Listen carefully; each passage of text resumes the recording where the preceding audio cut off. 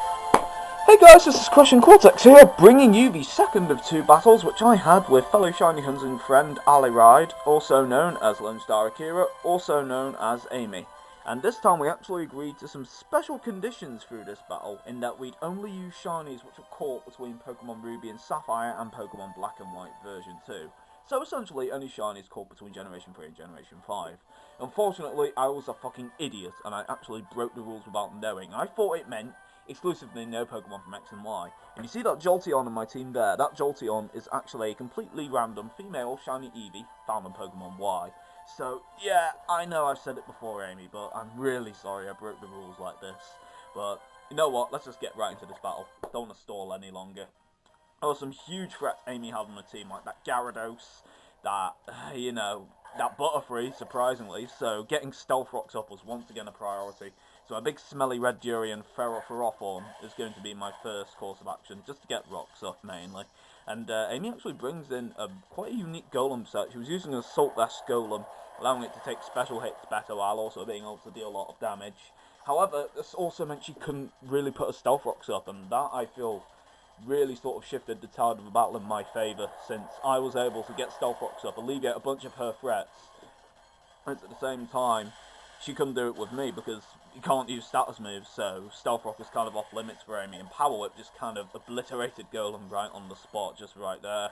She sends in Gyarados now, second Pokemon really, and again, Stealth Rock really helped make its bulk a bit less jarring when I was fighting it.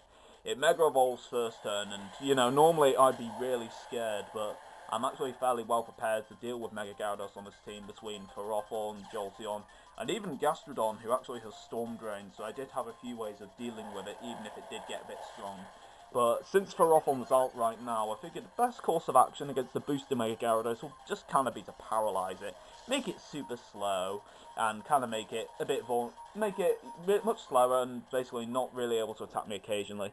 Since Ferrothorn, however, is slow as balls, which is kind of what you'd expect for a Pokemon with absolutely zero legs, a big steel ball, it still outspeeds me when paralysed. But never fear, because Choice Specs Jolteon is here! And yeah, I know, I felt really bad for sort of cheating by using this, but I wasn't aware of the rules at the time, and Thunderbolt is able to take down that Mega Gyarados nice and clean. The big red sea cucumber just goes down without much of a fight. And the next Pokemon is actually a Stoutland. I have not seen a shiny Stoutland in Generation 6 yet, and it looks really nice actually. That golden mustache, nice and strong. Even if it's a girl, facial hair, I do not mind facial hair on a woman.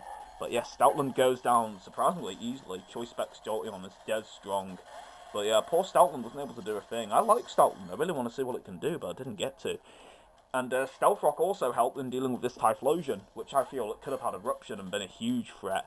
But just to be on the safe side, I switched into Gastrodon, my own little sea cucumber, just to take any sort of hit which would come in, and Amy predicts the switch really nicely, going for a Will-O-Wisp just to be able to get off some residual damage on my Gastrodon, and since I don't actually have leftovers on this game, I'm not really able to compensate for any of the damage lost.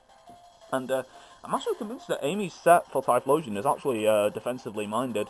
Had Will-O-Wisp and Protect, which are two moves I normally wouldn't use on Typhlosion, but I think it's quite interesting and it's a good way of dealing with bulky waters. She also makes a good play in going with Focus Blast against Gastrodon, knowing she can't really do much else to me. But I just kind of want to get rid of it on the spot, go for an Earth Power, and even though Gastrodon's not very strong, it actually takes out the Typhlosion in one clean shot after Stealth Rocks, which is not bad. Good on you, Gastrodon, you are dead cool. I've not used it in a battle actually, so seeing Gastrodon do work is pretty good. Here's the biggest threat on the field though. Fucking Butterfree. Do not underestimate this thing. With Quiver Dance up and never used, it is a serious threat to consider. It's got a surprisingly good move and I was quite scared. So I just kind of went into Chandelure, but then I completely forgot about Compound Ice Sleep Powder. Meaning my Chandelure was at the mercy of this Quiver Dancing Butterfree, and I had no idea on whether I could take it down before it boosted, or even if I could outspeed it later on. Because as I said, Butterfree is a huge threat, and when it Quiver Dances, it becomes surprisingly strong. Tinted Lenses also means that when its moves hit, then that basically means resistances don't even matter, so its Bug Buzzers can just sort of plow through things. I was expecting a Psychic to kill Chandelure because of its lack of bulk, but I was able to take it, but I still don't wake up. So I'm really worried that this Butterfree just might be able to sweep down and take out my Chandelure. And then it gets another Quiver Dance, and holy shit, I'm scared as hell. This Butterfree could potentially sweep my team. Oh man, but Chandelure wakes up, it's a choice scarf Chandelure, and you know what? Amy was completely and utterly dumbfounded about the fact that this random Chandelure is able to outspeed a +2 Butterfree, which is like incredible. So good on you, Chandelure, you did a great job. Final Pokemon is a nice and lovely shiny Mandibuzz, which looks really great in Gen 6, and of course Stealth Rock did a huge help. I forgot about Mandibuzz there.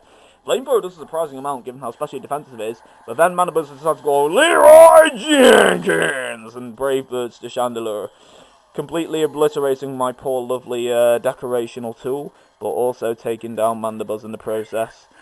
I won't compare it to Suicide Bombing because that's offensive, but the match is over and Amy is down. That was a very fun match, even if at times it felt a little bit lopsided at the time, if only because of dumb luck and a few really sort of stupid decisions on both our ends, really. So, in any case, thank you so much for the battles, Amy. Hopefully you don't mind me uploading them. Take care, and hopefully we battle soon, and I'll be seeing you viewers soon as well. So yeah, take care, ta-ta, and, you know, all that lovely fun stuff.